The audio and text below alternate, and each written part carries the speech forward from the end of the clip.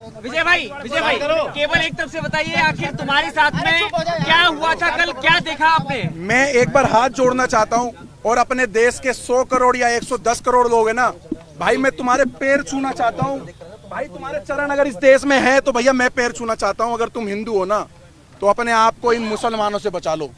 ये सब एक हैं, मैं खुल के बोल रहा हूं, ये सब मुसलमान एक हैं। कोई मुसलमान बोले कि मैं ये हूं, मैं वो हूं, मैं इंसानियत नहीं। मेरे बच्चे को मौत के घाट उतार देते। मेरी गाड़ी रोकी गई, 50-100 कम से कम मुसलमानों ने मेरी गाड़ी पे चुपड़ गए, पथराव करा, ब्लैंक गोलियां चला रहे हैं कट्टों से। हमने देखा जब कश्मीर फाइल मूवी देखी थी ना हमने, तो हमारा खून ना खोल गया था हमारा उस टाइम। लेकिन जब हमारे ऊपर भी थी ना, तो मुझे पता है मैंने उस नन्हे से 1.5 साल के बच्चे को कैसे बचाया है।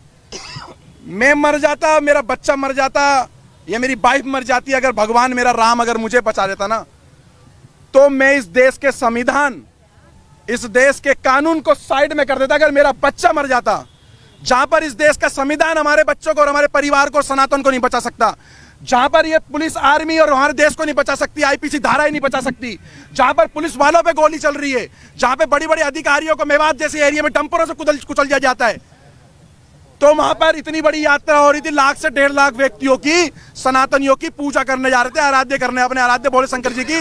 तो वहां पर आर्मी कहां गई, आपकी पुलिस प्रोटेक्शन कहां गई? 500 पुलिस वालों से 1.5 लाख बंदों की सुरक्षा आप करवा रहे थे। 2 से 3 दिन पहले से उन्होंने चैलेंज कर रखा था, बरगली चौक पे जो आएगा मौत के घाट उतारेंगे। ऐसी वीडियो बताइए, जो पत्थरबाज थे वो पसबंदा थे या अशरफ थे? वो सारे मुसलमान थे। आप पसबंदा असबंदा नहीं होता जी भाई साहब। कब तब आप राजनीति करोगे? गुजर, जाट, बावन, दलितों को वहां पर ऐसा दौड़ा करके मारा जा रहा था। औरतों का मांग का संदूर देख करके पत्थर मारा जा रहा था औरतों के मुंह पे। हाथ पे कलावा देख के, हाथ पे तरसूल देख करके हाथ काटे जा रहे थे वहां पर। हमारी गाड़ियों पे बजरंग दल लिखा या कुछ लिखा हुआ, कोई झंडा लगा हुआ था, उसको टारगेट बना करके मारा जा रहा था। प्री प्लान था, पूरा प्री प्लान था, पूरा प्री प्लान। 30 तारीख को फरीदाबाद के अंदर, मैं कह रहा हूं 100 में से 90% मुसलमानों की दुकानें बंद थी, मीट की और बिरयानियों की, क्योंकि इनके मौलाना द्वारा एक आदेश हो रखा था मुसलमानों को कि हिंदू जा रहे हैं मेवात, और आज ऐसी जगह पे जा रहे हैं कि जहां पर हिंदू लाख हो जाएगा और 50,000 से ज्यादा हिंदुओं का मौत की घाट उतारा जाएगा। मैं आपको सच बता रहा हूं, मैं कोई आपको झूठ नहीं बता रहा। जब मेरी गाड़ी में आप गाड़ी में कितने लोग थे, किस तरीके से, कितने बजे की गाड़ी में हम 7, अचानक क्या हुआ वो बताइए। हम लोग 7 से 8 जने थे। जैसे ही हम लोग बरगली चौक वाले रोड पे जैसे ही हम लोग आगे की तरफ बढ़ते हैं, तो हमें दिखता है कि कुछ लोग बाइक के पास खड़े हैं, 6-7 बंदे बाइक ठीक कर रहे हैं। हमें थोड़ा सा शंका हुई कि 6-7 बंदे बाइक ठीक कर रहे हैं। आगे एक ऑटो, कम से कम 10-15 बंदे ऑटो ठीक करने में लग रहे हैं। एक डंपर के आगे उन्होंने बाइक को लिटा रखा और ट्रक वाले की गर्वान पकड़ रखी है। सब एक प्री प्लान था कि एक हवा बना रहा था कि भाई लगे किसी को कि हम लोग ये हादसे में खड़े हुए, लेकिन वो हादसे में नहीं थे। वो पूरा एक फ्रेम बना करके घेरने की इंतजार करते, जितने अंदर जा रहे हैं जाने दो। उसके बाद एक एक की लाश वहां से निकलती, और हिंदुस्तान के अंदर ऐसा हो गया कि जैसे आज से कम 20-30 साल, 25 साल, 50 साल पहले अमरनाथ की यात्रा में होता होगा या हुआ है, या जैसे कश्मीर के अंदर हुआ है, जैसे कलकत्ता में हुआ है, कर्नाटक में हुआ है, केरल में हुआ है। आज हमें पर जब बीती तो हमें लगा कि सच में ये सब मुसलमान एक जैसे हैं। आज मुसलमानों को रोडों पे उतरना चाहिए। आज मुसलमान रोडों पे उतरे जो गंगा जमुना तहजीब की बात कर रहे हैं। आज मैं कह रहा हूं अपने मुसलमानों से, देश के मुसलमानों से जो कहते हैं हम इस देश के नागरिक है, पहली बात तो तुम इस देश के किराएदार हो, मैं बोलूंगा, क्योंकि मेरे बच्चे पे बात आ गई थी। मेरे बच्चे की ना ये मौत के घाट, मेरी औरत से ये बोला गया चलो जल्दी उतरो, 7-8 जनों से ये बोला गया चलो उतरो नीचे गाड़ी से। लेकिन मैंने अपने एक्सीलेटर को पैर पे डाल करके और एक्सीलेटर का पे पंजा दबाया और अपनी गाड़ी को आगे बढ़ाया। 70 से ज्यादा गिरफ्तारी हो चुकी है, क्या लग रहा है? 70 से ज्यादा लोग थे, लाखों आदमी इसके अंदर इन्वॉल्व है, लाखों आदमी। और मैं खट्टर साहब का, मैं बीजेपी का विरोध नहीं कर रहा, मैं कांग्रेस का विरोध नहीं कर रहा, मैं किसी पार्टी का विरोध नहीं कर रहा हूँ। मैं साफ खट्टर साहब का विरोध करना चाह रहा हूँ आपके चैनल के माध्यम से। खट्टर नहीं, मेरी बात सुन लो पत्रकार साहब। खट्टर साहब का एक बयान आया है कि हमने आधे घंटे या 1 घंटे के अंदर पुलिस भेज दी, सारा का सारा फेलियर और झूठ बात है। 3 घंटे तक उस मंदिर पे भी नहीं पहुंची थी, मंदिर के अंदर भी गोलियां चली। लेकर निकले, कहाँ गए? बरगली चौक। अपने आप को, अपने बच्चे को, अपनी पत्नी को, जो लोग थे उनको बस भागते रहे। जहां पर हिम्मत टूटी वहां पेट्रोल पंप दिखा, पेट्रोल पंप में गाड़ी घुसेड़ दी। मैं उन अंकल जी का एहसान जिंदगी भर नहीं भूलूंगा, मेरे को और मेरे परिवार को, और उन्होंने मेरे पीछे बैठे हुए व्यक्ति को, जो किसी के बच्चे थे, किसी माँ के लाल थे, उनकी माँ की आंखों की टकटकियाँ लगी हुई थी, मैं वहाँ पे मेरे बच्चे गए और वहाँ पर हमला हो रहा है, उन अंकल का धन्यवाद करना चाहूँगा। अंकल ने बोला डरो मत, गाड़ी यहाँ लगाओ, किसी माई के लाल में दम नहीं है जो इस पेट्रोल पंप की सीमा पार कर जाए। पेट्रोल पंप पे आए और रेकी कर रहे थे बाइक और कार से पेट्रोल पंप के सामने कि हाँ यहाँ ये लड़ फंसे हुए हैं ये सारे के सारे, और मैंने भगवा, यही कपड़ा चेंज नहीं हुआ मेरा कल से, यही कपड़ा है मेरे पास, यही। इसको देख के टारगेट कर रहे थे कि अगर वो सारे का 200-250 की संख्या में आ जाते तो हमें पेट्रोल पंप पे ही मार देते, तो पेट्रोल पंप पे भी आग लगा देते। वो इस चीज को अंजाम देने वाले थे। फेंकने वालों में महिलाएं भी शामिल थी क्या? पत्थर फेंकने वालों में महिलाओं का मेरे को नहीं पता, मैं झूठ बिल्कुल नहीं बोलूंगा। मैंने अपनी नहीं जी, किसी ने भी देखी हो, मैं तथ्यों पे बोल रहा, झूठ नहीं बोलूंगा। सारे के सारे 15 से 16 साल के बच्चे थे वहां पर, 15 से 16 साल के बच्चे थे, बूढ़े थे, पत्थर पकड़ा रहे थे बच्चों के हाथ में, फेंको इनके ऊपर। भारत के अंदर ये हाल कर दिया। अगर पुलिस और कानून और प्रशासन अगर हमारी रक्षा सुरक्षा नहीं कर सकता ना, तो हम स्वयं करेंगे, आप पीछे हट जाओ। वो 15 मिनट की धमकी देते थे, मैं कह रहा हूँ 5 मिनट का मैं कह रहा हूँ, तुम पीछे हट जाओ 5 मिनट के लिए। हम अपने देश में ही बता देंगे, इस भारत के अंदर ही बता देंगे हम अपने धर्म की कैसे रक्षा कर सकते हैं। इतना कायर बुजदिल समझ रखा है तुम लोगों ने हिंदुओं को, इतना कायर बुजदिल। और सारे पत्रकारों से हाथ जोड़ के निवेदन कर रहा हूँ, सच दिखाना, झूठ मत दिखाना। ये दलाल पत्रकार, सोशल मीडिया के बड़े बड़े चैनल वाले ये बता रहे कि हमारे से क्या सुनी हो गई। हमारी सारी पद यात्रा गाड़ियों पे थी, और गाड़ियों पे 50 और 60 गाड़ी स्पीड, 50 और 60 की स्पीड में गाड़ियां चल रही है रोडों पे, हाईवे पर। भाई साहब 50-60 की स्पीड में क्या सुनी हो रही है? अरे नलाई को पढ़ाई भी करिए किसी स्कूल में, केजी, एलकेजी, यूकेजी, पहली, दूसरी, 10वीं, 12वीं, बीए कुछ कर रखी है। अनपढ़ो, इस देश के लोगों को बेवकूफ बना रहे हो तुम लोग। क्या सुनी हो रही है? पथराव कर रहे, गोलियां चला रहे, पुलिस पे गोलियां चला रहे, पुलिस को दंगा करके मारे, पुलिस की गाड़ियां चला रहे, थानों में आग लगा दिए। जहां पर पुलिस प्रशासन सेफ नहीं है, तो वहां पर पहले से हमें बताओ कि हम देश के कानून आपकी रक्षा नहीं कर सकते। गोली भी चली, मेरी गाड़ी पे गोली नहीं चली, मेरी गाड़ी के सामने से बिल्कुल गोली गई है, हवा में गोली फायर करी उन्होंने कट्टों से। और ऐसे ऐसे वेपन उनके हाथ में थे, जो दिल्ली पुलिस के भी हाथ में ऐसे हथियार नहीं थे। आर्मी वालों के पास भी नहीं होंगे। मैं कहा दिल्ली पुलिस, हरियाणा पुलिस के हाथ में ऐसे हथियार नहीं थे, इतने बड़े सारे के सारे में बात। वायलेंस हुई है, ये पूरी फंडित थी, ये 4 पूरी की पूरी, ये पूरे के पूरे प्री प्लान के हिसाब से, फ्रेम के हिसाब से। और मैं अभी भी कहना चाहता हूं, अगर तुम्हारे अगल बगल में कोई मुसलमान किराए पे रहता है, कोई भी है, पूरा बाइकआउट करो, बहिष्कार करो, उनसे किराए पे कमरा खाली करवाओ, क्योंकि सबके सब एक हैं। अब क्या मांग है? अब क्या मांग है? उनकी मंशा क्या थी? उनकी मंशा ये थी, मारना चाहते तो सवेरे 5 बजे यात्रा चालू थी, 5 बजे भी पथराव कर सकते थे। उनकी मंशा ये थी, जितने अंदर घुस रहे हैं, जितने अंदर जा रहे हैं, जाने दो, उसके बाद इनकी लाशें निकालेंगे। भारत के अंदर हिंदुओं पे हमला इस तरीके का हुआ। अगर तुम आप भी चुप रहे ना, तो फिर तुम अपने क्या हिंदुओं का गुनाह? हमारा हिंदुओं गुना, हिंदू है, हिंदुओं गुना, हिंदू है हम। हिंदुओं गुना, हमारा गुना ये क्या गुना करा भाई हमने? आराध्य, है। हाँ 47 वाला झंडा, 47। गुना कोई नहीं था भाई साहब, गुना ये था कि हम लोग प्रशासन के भरोसे पे रह गए। अगर प्रशासन हमें पहले बोलता हम तुम्हारी सुरक्षा नहीं कर सकते, तो हम अपनी सुरक्षा स्वयं करते, और कैसे भी करना पड़ता। हाँ, गजवाए हिंद की ये स्टार्टिंग है इनकी, ये गजवाए हिंद करने की, एक इन्होंने डर का माहौल बनाने की सोचा कि हम देश के अंदर एक माहौल ऐसा क्रिएट करें कि डर का और भय का माहौल। कोई भी मुसलमान से डरने की जरूरत नहीं है। मैं विजय हिंदू ऐलान कर रहा हूँ, किसी भी मुसलमान से इस भारत के अंदर डरने की जरूरत नहीं है। किसी भी मुसलमान से, आपके बगल में 100 मुसलमान रहते हो, लाख मुसलमान रहते हो, डट के ही लड़ना है।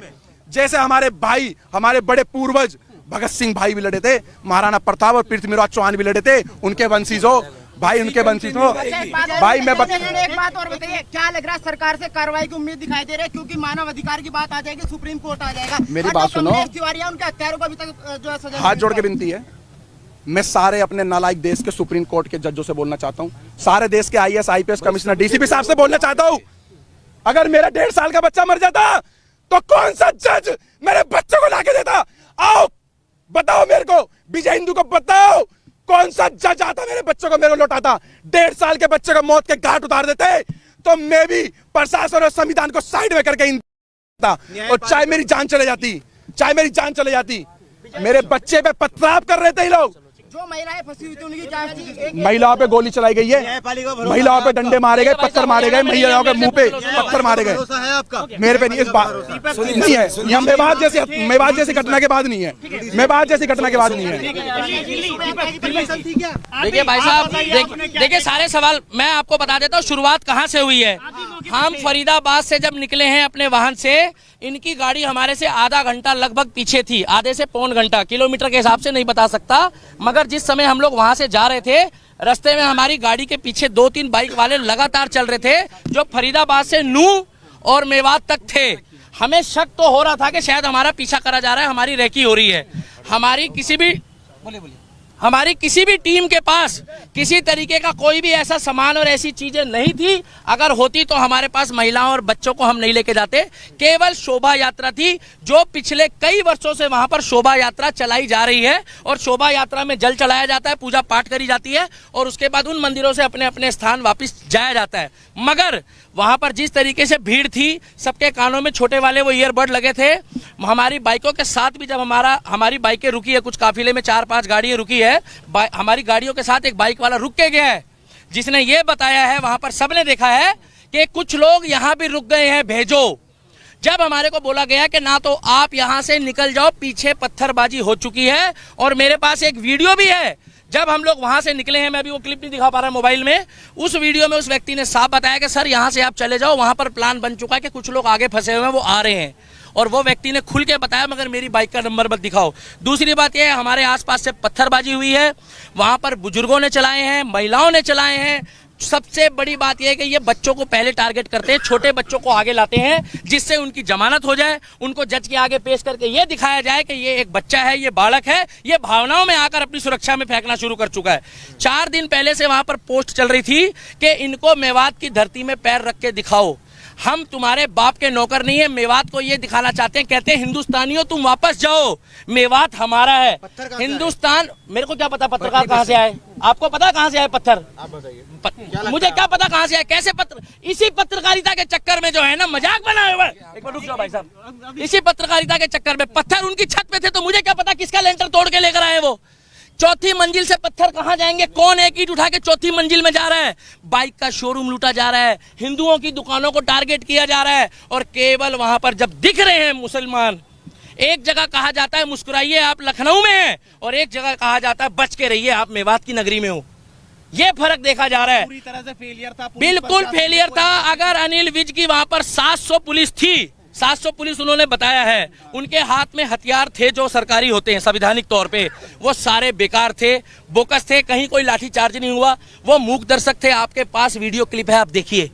और अगर ये लोग वहां डटकर खड़े नहीं रहते, हिंदू ये वहां लड़ने नहीं गए थे, ये पूजा पाठ करने गए थे, जितने हमारे सनातनी भाई हैं इनका बहुत बुरा हाल होता। और मैं आपको गारंटी दे रहा हूं जो सरकारी आंकड़े अभी आ रहे हैं वो सरकारी आंकड़े ठीक नहीं है। अच्छा, घटना का सारा ठीकरा मोनू मानेसर पर फोड़ा जा रहा है। वो तो बोलने को तो मोनू मानेसर पे ठीकरा कश्मीर का भी फोड़ दो, फिर अगर मोनू मानेसर ने करा तो पश्चिम बंगाल में भी फोड़ो, हरियाणा में भी फोड़ो, उत्तर प्रदेश में भी फोड़ो, और आपका क्या नाम है जो मणिपुर में घटना हुई उसके लिए भी बोल दो। मोनू मानेसर का उस घटना से क्या लेना था? ना मोनू मानेसर हमारे साथ था और ना हमारा सनातनी होने के नाते उस समय कोई मतलब था। हमारा मतलब केवल इतना था कि एक शोभा यात्रा थी, जिस तरीके से मुहर्रम में सारे मुस्लिम एक होकर जब यहाँ पर इन्होंने खुद नागलोई में दंगा करा, वहां कौन मोनू मानेसर था? वहां कौन सी आरएसएस की साजिश थी? वहां किसने बोला कि मोनू मानेसर का नाम लिया गया? अरे वो तो आपस में ही भिड़ गए। और भाई साहब, कलाम की सोच वाले हिंदुस्तान में मुस्लिम घट गए हैं, कसाब की सोच वाले बढ़ गए हैं। लिख के ले लो, 2024 में अगर मैं अभी भी कह रहा हूं कि बीजेपी को वोट मत दो, केवल उस व्यक्ति को वोट दो जो हमारे धर्म के लिए, क्या कर रहे हो भाई, जो हमारे धर्म के लिए बात करे, जो हमारे धर्म के लिए बात करे, जो सनातन धर्म के लिए बात करे। आज उत्तर प्रदेश में हिंदू की बेटी हो, मुसलमान की हो, सिख की हो, ईसाई की हो, 3 दिन पहले मुझे खुशी हुई कि अगर वहां पर कावड़ यात्रा के दौरान भी कावड़ियों ने कुछ उपद्रव मचाया तो योगी मॉडल ने वहां पर उनके ऊपर भी कार्रवाई करी है। विकास दुबे कौन जाति का था? वो एक धर्म सनातनी था, हम लोगों ने कोई विरोध नहीं करा। मगर दुनिया जानती है, जब अतीक अहमद मारा गया, अतीक अहमद के साथ जो कांड हुआ, हमें नहीं मालूम किसने करा, तब इन्होंने क्या बोला कि वो शहीद हो गया है। तब इन्होंने क्या बोला कि भैया वो हमारा बंदा था। इन्होंने तुरंत सपोर्ट करी। और मैं अब भी कहता हूं, अगर जुनेद के जो भी हत्यारे हैं, जुनेद और नासीन के जो भी हत्यारे हैं, उनको फांसी हो, चाहे वो हिंदू हो, मुस्लिम हो, सिख हो, ईसाई हो, क्योंकि ये खुद बोलते हैं अपराधी का कोई धर्म नहीं होता। तो हम भी कह रहे हैं अपराधी का कोई धर्म नहीं होता। अगर वो राजस्थान पुलिस ने मोनू मानेसर को क्लीन चिट दे दी, तो मोनू मानेसर की जो क्लीन चिट देने वाली सरकार है वो तो राजस्थान की कांग्रेस की है। हमारी मांग एक ही है, 2024 में मुझे नहीं लगता कि बीजेपी की सरकार वहां पर खट्टर सरकार आएगी। अगर वहां पर बुलडोजर नहीं चला योगी बाबा वाला कि इधर गड़बड़ हुई, इधर ना तारीख ना सुनवाई, वही फैसला। हमें चाहिए योगी मॉडल, हमें चाहिए बुलडोजर मॉडल, और हमें चाहिए योगी बाबा वाला प्रोटोकॉल। और हरियाणा करवाना चाहते हैं। मेवात कौन बोल रहा खाली करने? उत्तर प्रदेश खाली हो गया पत्रकार महोदय। उत्तर एक मिनट रुकिए, एक मिनट मेरे को बोलने दो। उत्तर प्रदेश खाली हो गया। कौन मुसलमान परेशान है उत्तर प्रदेश में? कितने मुसलमान भागे वहां से? भाई साहब पत्रकार हो, अपने मुंह से जवाब दो, कितने भागे वहां से? एक भी मुस्लिम नहीं भागा है, कमा के खा रहा है। मगर फर्क इतना है कि यहाँ वाले पत्थर चला रहे हैं और वहाँ वाले डर के मारे फूल चला रहे हैं। लोग तो कहते हैं भारत का मुसलमान डरा हुआ है, इतना डरा हुआ है मुसलमान। हाँ, डॉक्टर बन रहे हैं, इंजीनियर बन रहे हैं, आईपीएस बन रहे हैं, पुलिस वाले बन रहे हैं, सीआरपीएफ में जा रहे हैं, आर्मी में जा रहे हैं, और इतने डरे हुए हैं कि करते करते में 30% आबादी हो गई। बच्चे पैदा भी डर डर के कर रहे हैं क्या ये लोग? क्या डर के खौफ में बच्चे पैदा होते हैं? कैसे सवाल? पुलिस तो वहां थी। अरे कैसी बातें कर रहे हो? पुलिस तो हमारे सामने थी। ये पूछो कि और बल कब आया है? और बल जब आया है जब वो वहां पर पूरा माहौल खराब हो चुका था, जब वहां पर लोग मारे गए। वहां पर एक मिनट लास्ट बात बोलना चाहूंगा, 2024 में हरियाणा वालों हाथ जोड़कर सुन लो, सभी एडिटर को कह रहा हूं, डॉक्टर, इंजीनियर, प्रोफेसर, आईओ, जज साहब, जो मेवात में हुआ है वो मेवात फाइल बनने की तैयारी कर दी थी इन लोगों ने, उसमें कुछ छोटी मोटी खामियां रह गई। वहां पर आज भी खेतों में हमारे हिंदू भाई पड़े हैं। मैं हाथ जोड़ के कहता हूं उनका रेस्क्यू कर लो। आज की पोजीशन में भी अगर रेस्क्यू नहीं करा तो कल तक वहां से बहुत खबर आएगी। और 24 में जो सरकार चुनोगे, हमें कोई मतलब नहीं है बीजेपी को वोट मत दो या मत दो, निर्दलीय को जिता देना, मगर जो हमारे सनातन धर्म और हिंदू धर्म की बात करेगा केवल उनको जिताना। खुफिया, एक बार पत्रकार, इन पत्रकारों का जवाब देने दो, खुफिया एजेंसी का कहां देना? आईएसआई के एजेंट कहां पाए गए? कितने एजेंट पाए गए? इसी चक्कर में यूट्यूब और फेसबुक बदनाम हो रही है और पत्रकारिता। अब अगर कार्रवाई नहीं हुई तो खट्टर सरकार बुरी तरीके से पिटेगी और इनका फेलियर है।